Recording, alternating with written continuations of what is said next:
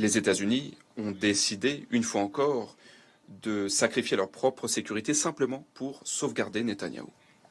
Une fois encore, le monde assiste à cette véritable corruption du système politique des États-Unis et de leurs dirigeants. En tant que nation éprise de paix, indépendante, la République islamique d'Iran n'a eu de cesse de tirer la sonnette d'alarme et de demander à ce régime des États-Unis belliqueux de ne pas se retrouver piégé dans ce bourbier. L'Iran se réserve le droit légitime, au titre du droit international, de se défendre contre cette agression flagrante de la part des États-Unis et de la part de son soutien israélien. Pour ce qui est de la réponse proportionnée de l'Iran, de sa nature, du moment où cette réponse surviendra, eh bien, cela sera décidé par les forces armées de l'Iran. Tout au long de notre histoire, notre nation iranienne résiliente a survécu à des ennemis encore plus vicieux et une fois encore, nous le ferons.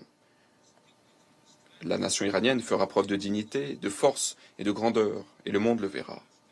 Au cours de ces 10 derniers jours, Israël a mené à bien une attaque barbare et les organes internationaux, notamment le Conseil de sécurité et l'AIEA, ces organes ont reçu toutes les informations, toutes les alertes nécessaires. Et pourtant, ces organes, une fois encore, ont montré que cette soi-disant quête longue de 8 décennies pour prévenir la guerre et l'agression n'était qu'une promesse creuse dans la pratique. Madame la Présidente, l'histoire n'oubliera pas ces jours tragiques.